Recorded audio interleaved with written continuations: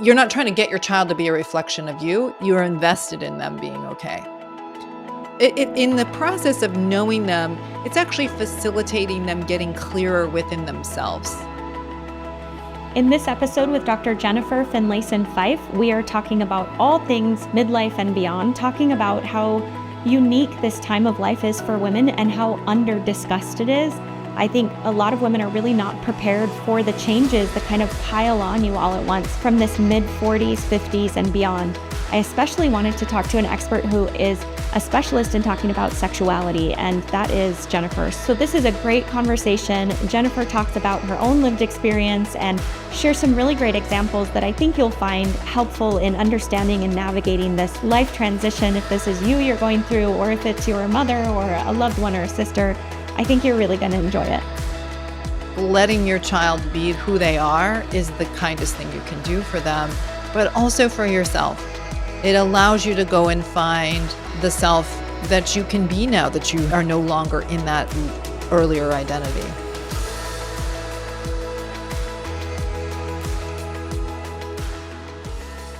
Dr. Jennifer, thank you so much for being here.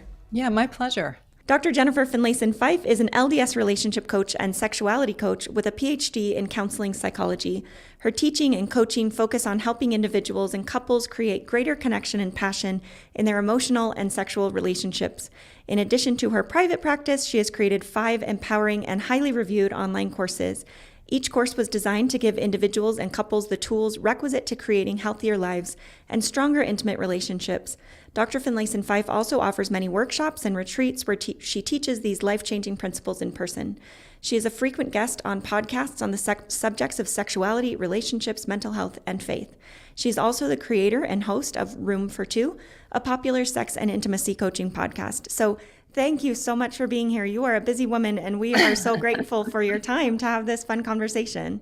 Yeah, my pleasure. Well, so we're going to dive right in. We are talking all to women here, because that's what we do here. And especially we're going to focus on women as we mature. So really looking at women in their 40s, 50s, and beyond. Of course, I think a lot of this will apply to all women of any age. But I think that sometimes this age has some unique elements that maybe don't get discussed as much. So will you start us off there? Tell us what you think is so special about this, should we say middle age, this 40s and 50s and beyond as we mature. What are some of the things that come up in your experience with women that are pretty unique to this time when we look at relationships especially? Yeah. Well, as a postmenopausal woman myself who was a bit shocked by the amount of kind of loss and disorientation that comes during that period, and then talking to friends of mine, clients of mine in a similar period, that I think I did not fully anticipate it or understand how it would be. And I think, first of all, from just a kind of broader developmental frame, midlife is an important part for men and women. In some ways, how I would describe it is all of the ideas you had about what you would be able to control or create or solve in your youth, right? Which is valuable. It's why you did the things you did, the dreams, the ideas about what you would contribute. That in midlife, I think there's often a crisis of power, like this sense of like, I'm not as capable of controlling things and making things go the way I wanted as I thought. My parents are dying or have gone, my adolescents or young adults are not making choices in the way that I would have thought was best for them. And in fact, now they're talking about the things I did wrong. My marriage, now the kids are gone, is not as robust or solid as I thought.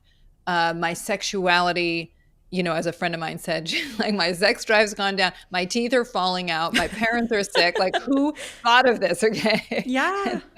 And it's a very relatable feeling, like, this sucks. This is hard. And I think for women in particular, especially women who have elected to be home with their children and their kids are now have left or are leaving, and then they have a partner who's like at the top of his career or something, this can be especially devastating or disorienting, because they have spent their lives so much in the support role and the service role of others. And then everyone's kind of like, thank you very much. And then moving on.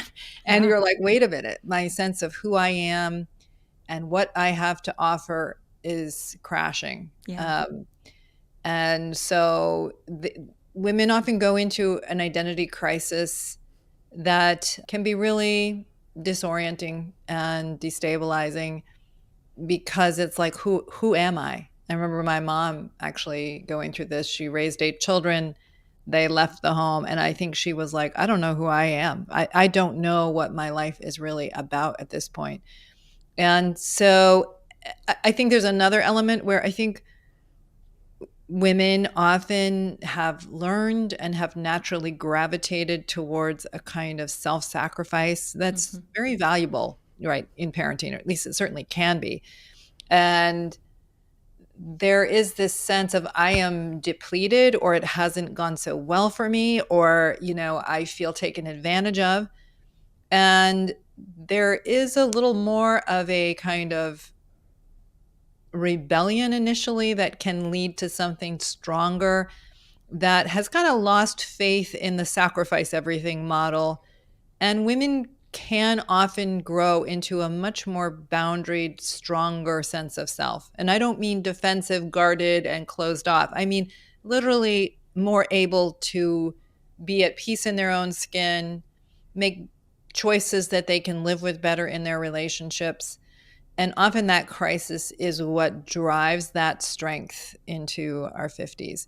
So I'm speaking really broadly, but it can be a really devastating time for some women, but it can also be a springboard into a much happier life. The happiest people on the planet are 50 and older.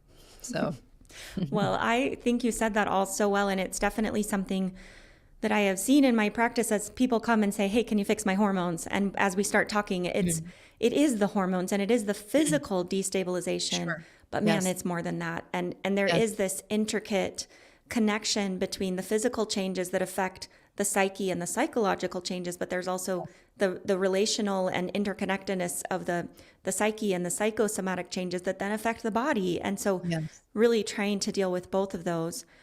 I also hope that listeners feel heard and feel seen in this. The idea of midlife crisis, I don't think is necessarily something that a lot of women relate to and feel like, I'm having a midlife crisis. So I just feel like it's the wrong label. Yeah. But the idea of having everything you just described kind of exploding or imploding in our lives feels very scary. It feels very out of control. It feels like, well, what even is the point of all of it? Or who am I and what am I supposed to be doing? What do I do from here? Yeah, absolutely. Yeah, the stereotype of a midlife crisis, we often think of a man getting a sports car and a girlfriend or something, and we kind of have that in our minds. But yes, this sort of reorientation of life that I think men and women can both go through in their own ways. Yeah.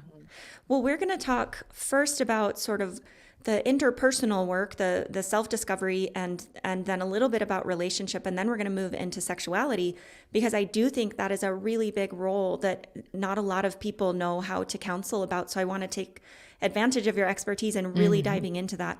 But let's first talk about the individual and then the relationship. So what does the individual, how do we get ready for this? How do we prepare for this? What can we do to ease this transition when everything feels like it's probably out of control, is what feels like the biggest issue, whether it's parenting adolescents, taking care of aging parents, having a relationship, figuring out our career or lack thereof, or repurposing.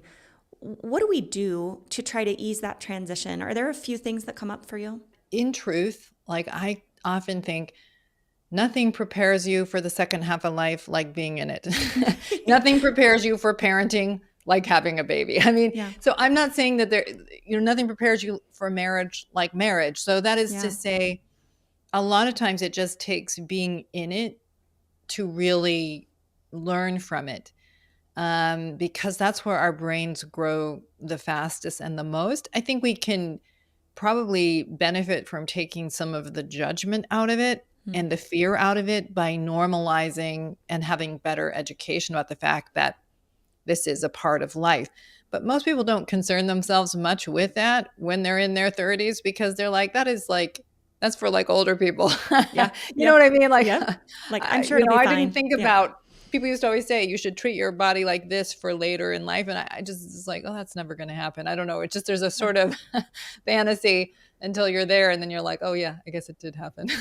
I think that's so true. And so I love that you said normalizing it and really expecting it, not with dread, but just Yeah. understanding that like by when your kids start moving out of the house and when you start getting towards this age in this life transition, that you just hopefully it doesn't shock you, because I think that's Yeah. what's so destabilizing. Now, one of Yeah. the things you mentioned before was this idea of being really clear about who you are and understanding your sense of self. Yeah. Will you talk about how do women, especially in this age group, maybe how do we approach that, and maybe some of the ways that we get it Yeah. wrong? What are some Yeah. missed Yeah. opportunities for us? Well, one thing I would say is the more rigid our sense of self is, the more it can hurt going into this Mm. stage. So that is to say, if you have multiple identities, and what I mean by that is if got a degree and you worked in a certain field, you also have had children and you've been a mother, you've also have a rich friend group. If you have a lot of ways of relating to who you are, I think that's a buffer in this stage, because when people can have a much harder time is when, I have no identity outside of being a mother, and now my children are all gone. Mm. Or, I, I remember listening to Arthur Brooks talk about this, like his full identity, he's an author, full identity was being a French horn player. And then he started losing his skill because of an injury. And so his whole sense of self came crashing down with it. So sometimes if we've kind of put everything into one identity or one way of thinking about who we are, that can be especially challenging for us. But the primary shift that happens is the sense of what we can actually control, achieve, solve, do gets challenged by the fundamental loss that's a part of living. Mm. And so I think that's the shift we have to tolerate, that we can be the world's best parent and still have children who have challenges. We can be, the most capable in whatever career we've been in, but still see that we have limitations or liabilities, or haven't been able to do everything we wanted to do, or that it affected other domains in our life. So I think, though, that the primary shift that we're going through is, how do I belong to myself while tolerating what I don't have control over? A lot of my friends and myself saw our kids in young adulthood struggling in ways you wouldn't expect them to struggle, or choosing paths you wouldn't expect them to choose or want them to choose. And it's very easy to go into a place of self-blame and like, I somehow did something wrong and I should have, and I mean, I'm all for people taking responsibility Sure. for whatever is their responsibility. But what we're really doing often in that mode is pretending we're responsible for things we're not, pretending we have more control than we do, not tolerating the loss of actually launching a child into the world and really letting them sort out their path, because it does belong to them. And part of our challenge is, it's hard to tolerate what we don't have control of. It's hard to tolerate loss, but it's hard to be a self that feels limited in her capacity, Yeah. limited in her efficacy. And yet, when we get better at being compassionate to ourselves, settling down in what we actually can do and can't do, we actually can find a tremendous amount of freedom, right? Our anxiety can actually go down because we're not trying to solve things that are not ours to solve. But it is a shift, and there's loss in it. Yeah. And it takes some real compassion towards ourselves and compassion towards others that we love. I just want to restate that again, because I just think it's so important. You've just painted this picture of what happens when we're younger, even in our adolescence, and then in our 20s and our 30s, that we're setting these goals and making these plans and feel so on top of the world and feel so powerful. Yes. And that's supposed to be that way. That's Yes, how we're that's right. supposed to feel. And then at some point, some of us sooner, some of us later, we start recognizing that, oh, shoot, I have no control over anything except me. And I think that feels, number one, like, well, how do I accomplish all these things that I've spent decades thinking about? But number two, it feels like, well, how do I be happy then? How do I feel happy if I can't control anything about my life? Will you talk about just that, finding maybe that inner happiness when it feels like I can't control my husband, I can't control my kids, I can't control, anything else around me. What does that, because it's a balance, right? It's a balance of letting go and what you called grieving and mourning that loss of control. But with that, there's a blossoming, right? There's something that happens internally. Will you talk to that a little bit? Yeah. So I think, the downside, of course, is saying, my child may struggle and there may not be much I can do about it. And that's hard. We just love the idea that we can solve everything, or that if we try, and we should. will. Yeah. And that we should, and that it's a reflection on us if they don't. And, we're taking on, and I say people's anxiety always goes up whenever they're trying to control something they can't control. Yes. That sense of panic and vigilance and so on. But then while there's a loss, let's just stick with the child example of saying, like, it's not mine to control. And I don't mean in like a resigned, resentful way, like, well, screw it, good luck out there. I don't mean like that. But like, it actually frees you up to love better. Yeah. It frees you up to say, well, it is your path, but because I can let go of the idea that it's mine to solve, I can actually love you, care about you, understand you, because I don't have to deal with the sense that I am the problem or I have something I need to do. Mm-hmm. And so there's a greater ease in it. There's a greater freedom in it. It's like I've done my job, and now what can I do that makes life, what do I actually have control over, and how can I make my life richer and better with a clear understanding of what is my responsibility and what is not. And so I think that when people make that transition, first of all, their adult children feel closer to their parents because they feel like I can be myself and I can be known to my parent, and she's going to be okay and I'm going to be okay. But also, like, they get clear about what is theirs to solve, rather than mom always popping in there trying to give advice, trying to micromanage it. And so it actually can be deeply liberating. Frankly, I recommend it highly. Will you give us, I totally agree. Will you give us just a little hands-on? Because what I see in my interactions with women is, I don't think there's a lot of women who necessarily push back against that. But I think there's a lot of women who are like, I don't know how to do that. Like, one of the common examples I see is parents whose kids go away to college or, move out or whatever, and then come home and there's been some values difference. Maybe it's a political thing, maybe it's a faith or religious thing, but maybe they come back with a partner and that was unexpected, or piercings, or, whatever it is, tattoos, or like whatever it is, there's been this sense of values difference. And I think the other example is when children are engaged in something, adult children are engaged in something that feels truly dangerous or life-altering. And the moms are saying, like, what do you want me to do? Like, not worry about that, not care about that? So give us the hands-on, like, what do we actually do? Good. So those are two different things. Like, if you think your child's actually doing something that's dangerous, if your adult child's doing something that's dangerous and or bad for them, we'll put that aside for a moment. Let's just go to the first one, where they're like engaging in behavior that is different than the way you taught them, different than what you think is wise or good. And you may even be completely right. Okay. Like, you've got, 30 years on your child, and you may well see things more clearly from life experience. But I think it really helps to, first of all, remind yourself that when you were 20, you were trying to sort out who you were. And needed to sort that out. And that's you your needed work. to do it. Exactly. It's 100% your work. And frankly, I think 30 years ago, we were in a better position societally because society tolerated that autonomy better.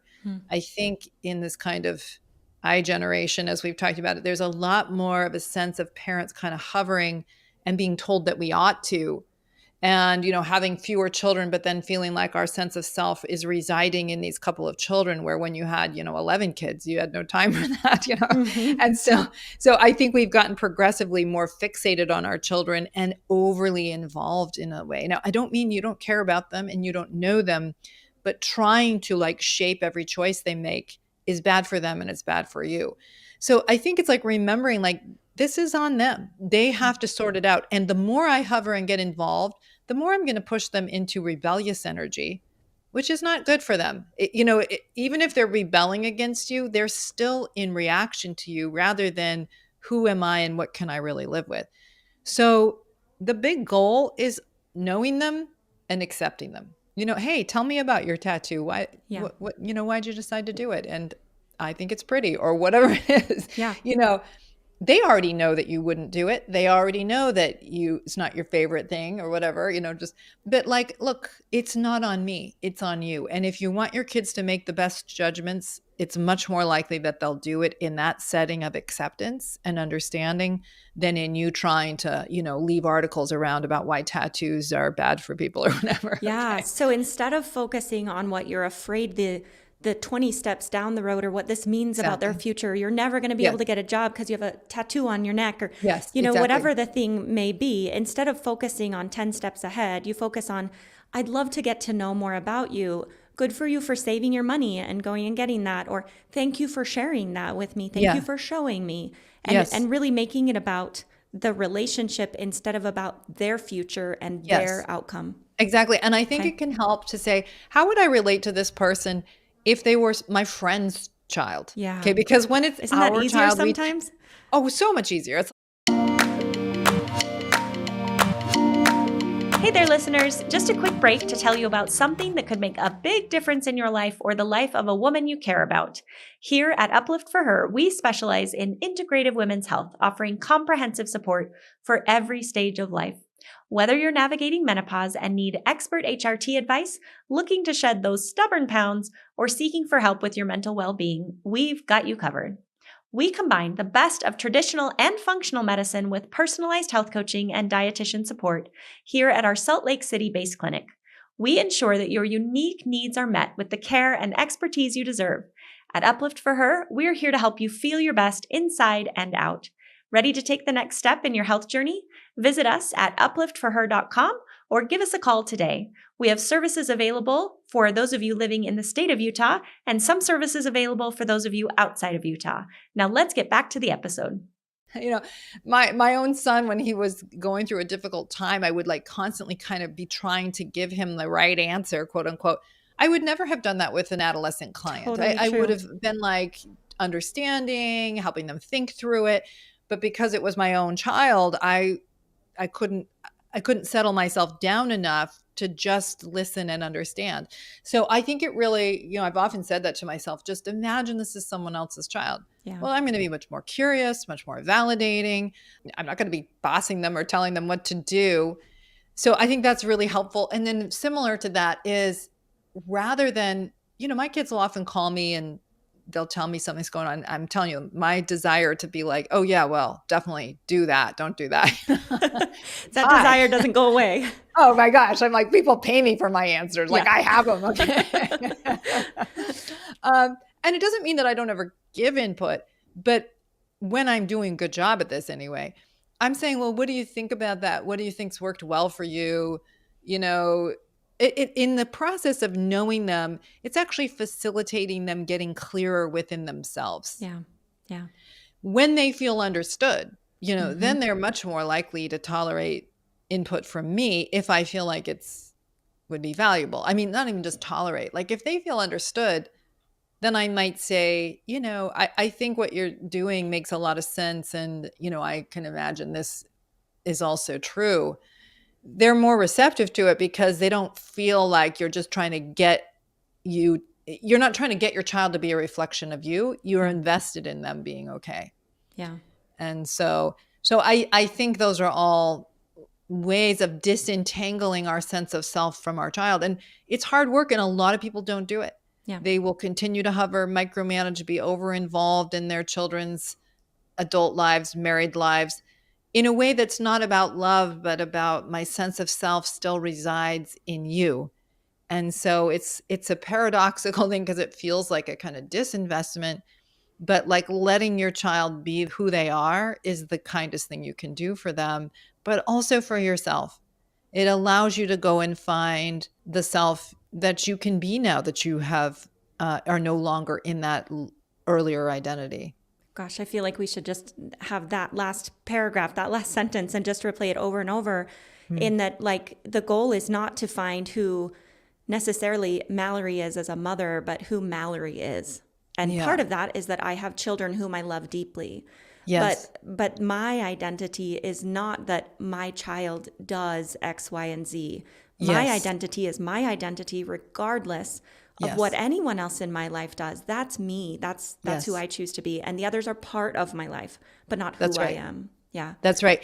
And I think this is a period of both discovering elements of ourselves that have been latent, that we didn't Yeah. know about, that in another context couldn't emerge. And it's also about creating. I think sometimes when we're too focused on sort of discovering, we don't see the more creative, self-defining part of it.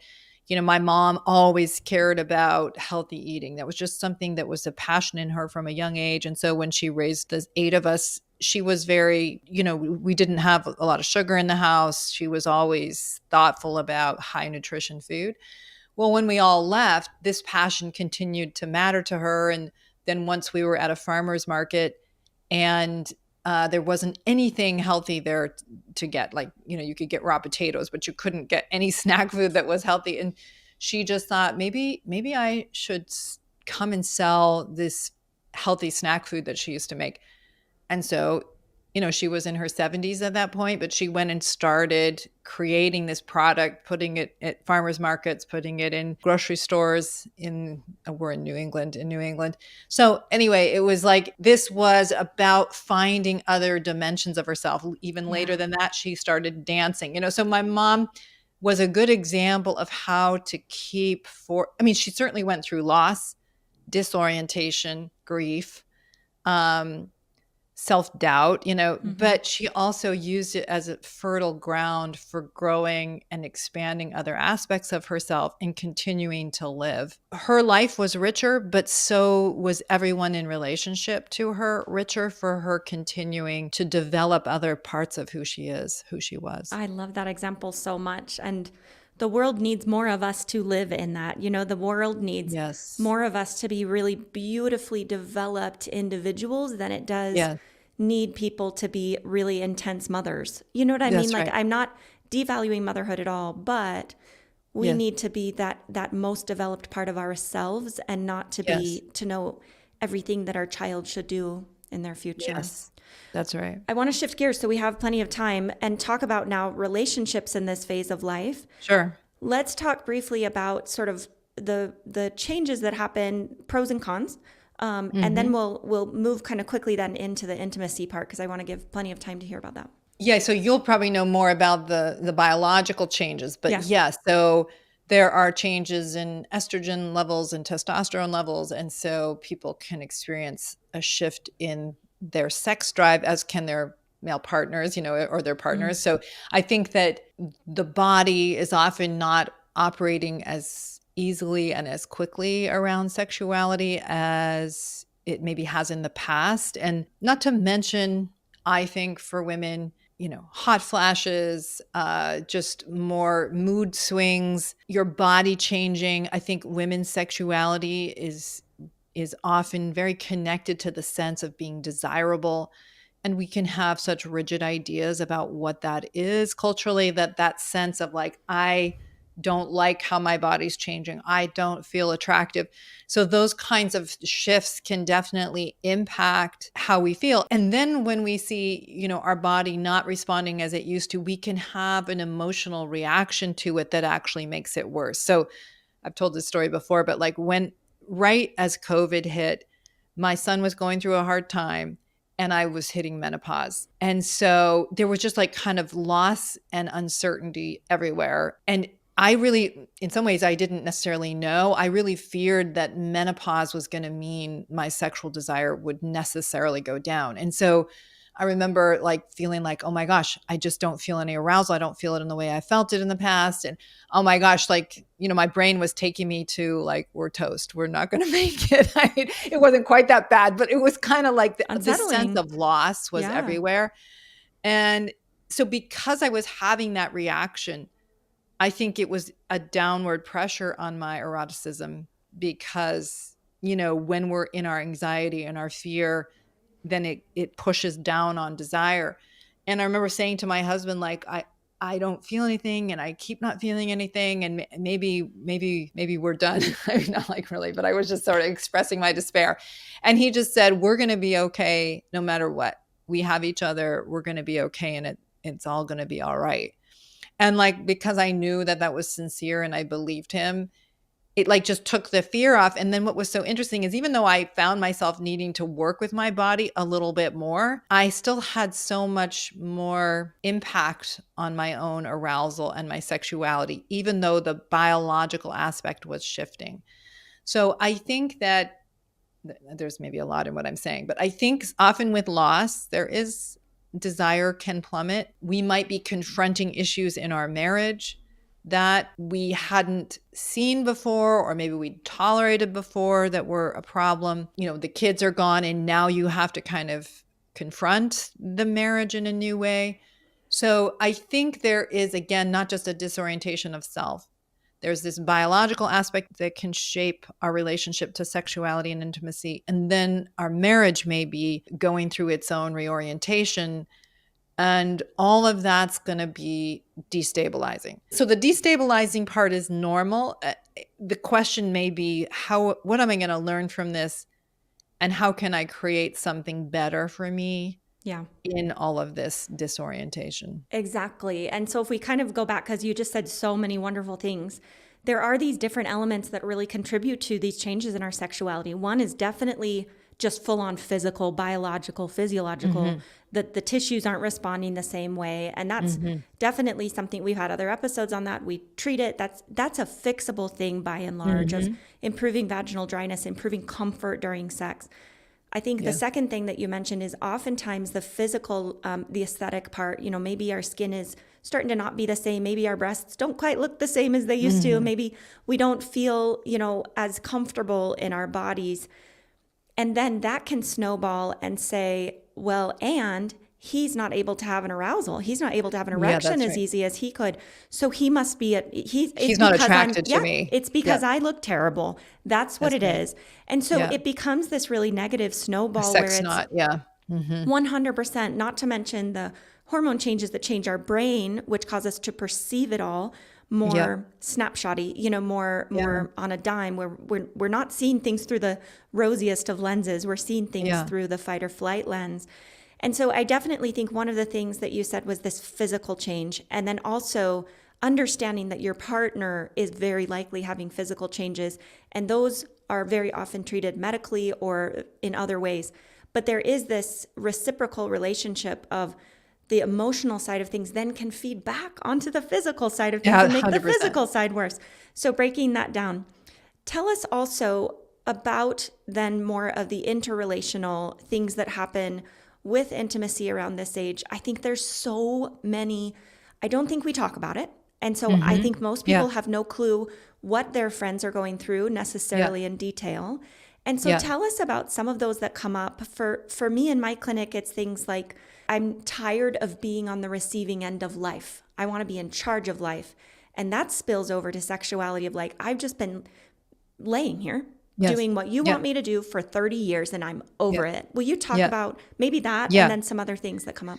Yeah. So if you just even look at the patterns of men and women's relationship to themselves and each other, there's often a crossover that happens about this time of life. Like especially people that have lived in a more traditional orientation to family life, I saw it happen in my parents where I think coming out of the disorientation that my mom and dad each went through in their own way, I think my father felt this sort of crisis of his relationships. He'd done all these things, accomplished all these things, but he wasn't really close to anyone. His Yeah. children didn't feel as warmly towards him as they did towards my mom. And I think he, and he was getting negative feedback from many of his kids. So my father then started to go into some crisis of self and started becoming a warmer, more supportive, kinder soul. My mother's crisis led her to start doing things like doing the farmers market, starting to dance, just starting to endeavor in different ways. And my dad was there at the farmers market supporting her, helping her make the food, so there was this kind of shift that happens. It happened in their marriage and happens in many marriages where you kind of develop the other half. For women, this is often about, wait, hey, my sexuality, my pleasure, it matters. Okay. I'm tired of always serving your needs, quote unquote. I mean, that never goes well, and that should get fixed at age 20 if possible. But nonetheless, a lot of times women are started to be like, you know what, I'm over this because I feel like I've given up so much, and it is time for me to take myself more seriously. And that can look like a negative thing to some people. It can be a very, very positive thing because a couple can actually become more intimate. Men who are maybe accustomed to like being the sexual machines or just that their bodies are going to do what they want, that's not there for them in the same way. And so what actually happens or can happen in later stage sex is just the marriage gets more intimate. Mm-hmm. First of all, couples often in this second half are renegotiating their relationship. They're dealing with feelings and ways of being that have not been working for them or that they need to have shift. And men become more capable of intimacy and women become more capable of intimacy. And what I mean by that is that it's one thing to just lie there and kind of, tolerate your husband's sexual needs. That's not intimate. Okay. Yeah. It's more like, here I am. This is what matters to me. This is what I want. That's more intimate. Men being more able to show the underbelly, more able to be in a body that doesn't always respond the way they want to. And so what couples that are having good sex in the second half of life are learning to do is to spend more time just with each other in their bodies, not demanding that it respond in the way that they want, not as in much reaction to their bodies if their bodies disappoint in some way, and yet more freedom to truly be themselves, less apology. That's the greatest thing that happens in your 50s, if not earlier, is less apology. Yeah. For being who you are, for being a human being, for being in a vulnerable body and a vulnerable reality, just to be alive. And being more able to just accept yourself and accept your partner. That's where the really good sex happens. So what advice do you have for people? Because I'm sure there are going to be people who are saying, I don't even care about sex. Like I have zero sex drive. And of course that's okay if someone decides that they don't care about sexuality as a part of their lives. But for someone who feels like, I feel like life would be better if I did have a sex drive. Obviously, we're working on that from a medical standpoint, but what advice do you have from your standpoint of what if I have no sex drive, but I'd like what you're describing, but I don't even know where to start? Yeah, well, the thing I teach a lot is something that Dr. Schnarch used to teach. I studied with Dr. Schnarch for about a decade, and he would talk about the fact that we want to belong to ourselves more than we want to be sexual. So being true to ourselves is the most important thing. And so when sometimes people are saying, I don't even want to deal with sex because sex has been so connected to losing themselves, right? Or they've never integrated it into their sense of self to begin with. When women are wanting to find it, it's that they kind of can feel that this has been so much about you. I haven't been able, that they want to belong to their bodies and their pleasure, their capacity for pleasure. They want to reclaim it for themselves because they intuit that there's a self-betrayal in not belonging to this part of themselves. And I don't mean that they're having sex maybe in the way that they've been taught that they should. I don't mean that they're out producing sex in the way that maybe they've been told. They're just more at peace with their own capacity for pleasure. They're more at peace in their own skin. They're more accepting of their bodies, as flawed as all of our bodies may be. Like, they can just accept pleasure. They can surrender into it more. They can be given to without a feeling of guilt and apology. They can receive better. And so sometimes, well, for many women, I would say making peace with their sexuality is a form of really making peace with themselves and not living apologetically. So many women feel in their younger years the objectification of sexuality, that being desirable, that being what a man wants is something that they're supposed to offer. But it can be in a way that feels divided from their own sense of self. It's like a way of earning a self.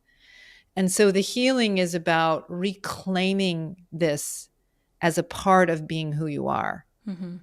Not to earn a self, but to more fully be yourself. And so that healing is the most important thing, whatever it looks like in terms of actual sexual behavior. We're way too focused sometimes on orgasm and even intercourse, rather than more deeply valuing the sensuality and sexuality of life. And there's so many ways to express and to enjoy that part of being human. So I think in some ways, the body not operating as easily as it did when you're younger kind of opens you up to and the deeper acceptance of ourselves and of each other can open us up to a richer exploration of all that. I love that so much. From a medical standpoint, often what we're encouraging in this situation is self-stimulation or self-exploration.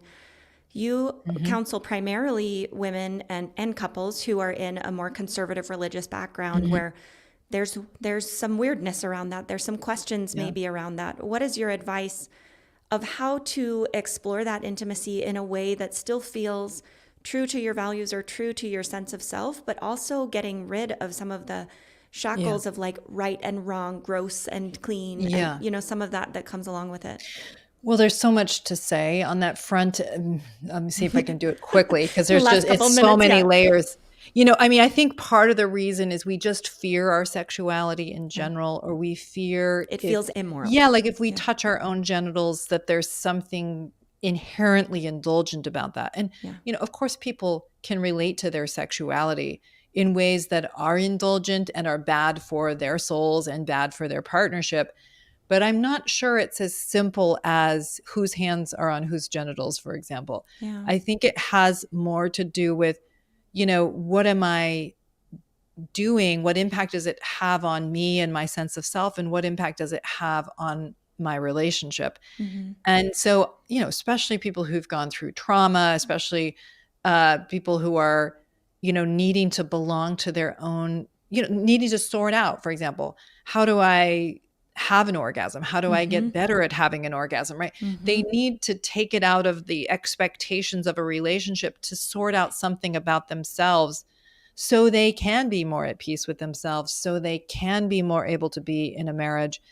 And I think that's a very valuable reason and a very valuable process. So when I'm working with people who are religious and have some fear around that, I really just am inviting them to think about what is the actual impact. A lot of times we're like, oh, well, missionary position sex is the right kind of sex. Well, there's lots of dark things that happen in missionary positions. So it doesn't necessarily make good or bad. Good, right? It's right. Like, what am I actually doing? What impact is it having on me, on you, on us? Mm-hmm. And so helping people to see what it is what we're aiming for and what actually makes us belong more deeply to ourselves, is good for our souls, and is good for our relationships. That's really what should determine our choices. Yeah, I'm so glad you explained it that way. I think one of the worst favors we do to ourselves culturally and through history is by actually oversimplifying sex. It's not that simple. This idea that like, don't have sex until a certain point and then you'll both magically know exactly what to do and pleasure each other and create intimacy and also be happy in a relationship. And like, it's so complicated. And I think the idea of, you mentioned, if you haven't had pleasurable sex, that's a lot of pressure to put on your partner to be like, okay, keep trying until you figure out what works for me. Oh, by the way, you can't actually tell that it works for me unless I feel comfortable sharing that with you. So just keep trying. I think we have to bring ourselves into it and to say, who am I and what richness does this bring to my life? And to get to know our bodies and to understand the pleasure. And if anything, that should make us more sure of ourselves, and also be able to then, in an ideal couples relationship, bring ourselves to that relationship and say, like, I want to share this with you because this is one of my most intimate parts, and I would love to have that with you. But to think that intimacy is only about us showing up and being a receiver of a sexual act or a performer of a sexual act is just so oversimplified and can be construed a million different ways. Yep. And will always make sex undesirable. Yeah. Right. Exactly. Because when we desire sex, we feel free to be ourselves there. Yeah. And that's just like the defining experience, that I feel free here and I can be my erotic self and I can share it with you. That's what we are ultimately going for. And that, if there's any goal, it should be that, not about a particular behavior or outcome. Exactly. Mm-hmm. Well, thank you so much. This has just been so great. And I'd love to keep talking, but we'll wrap up. Tell me if you have one overarching message that you would love to share with women along this topic. Will you give us just a couple more sentences of your wisdom? Well, I would say that as women, as a group, we have both a strength and a liability in our ability to understand and discern what other people want, and that is a strength because we're able to give so much, particularly as mothers. And it also can be our liability that we're overly attuned to what others want. And it starts to cost us because we're not being true enough to ourselves in those relationships. Mm-hmm. And the crisis of midlife, if that's the right way to say it, is that it often is making us start to say, I need to lean into this other part. What's best? I don't mean what's best for me at the cost of my relationships, but how do I attend to who I am in a more wise way, in a way that's better for my peace of mind and for peace in my relationships? And so just to say that disorientation is uncomfortable, but there's a real gift in it. And, if you can learn from it, you will have more peace in the later years of life. You will be more at peace with being human and be more able to gift your life and the world with who you are. So it's a hard process, but it's a worthy process. So well said, and such a wonderful, wonderful gift for people. I hope people find this helpful. Will you tell them where they can find you? Sure. You can find me on my website, which is just my last name, which is Finlayson-Fife.com. And I have just a lot of resources there, a free podcast, which is Conversations with Dr. Jennifer, a couples podcast where I'm working with couples around these issues around sex and intimacy on Room for Two, and then other courses and resources there. So, yeah. Is there a specific course that would be best for this population? Well, yeah, the Women's Art of Desire course. So it's about helping women in their relationship to their sense of self and what is at the core of our sense of desire. And I don't just mean desire for sex, although that's part of it, but it's desire in our lives, how to live in more attuned to who we actually are. And then I teach a lot about women's sexuality and women's eroticism and all that. Yeah. Wonderful. Thank you so much for being here. Yeah, my pleasure. Thank you so much for tuning in to today's episode. A huge thank you to our guest for sharing their insights and time with us. We are grateful for the incredible support from our sponsors and to all of you listening. We couldn't do this without you. If you enjoyed this episode, please consider subscribing on your favorite platform. You can find us on our website, upliftforher.com, YouTube, Apple Podcasts, Spotify, or wherever you love to listen. And if you found value here today, please share this episode with someone who would benefit from it. Leave us a comment or give us a review. It really helps us reach more listeners like you. Thank you for being part of our community. Stay tuned for our next episode. This information is for educational purposes only and not intended to be medical advice.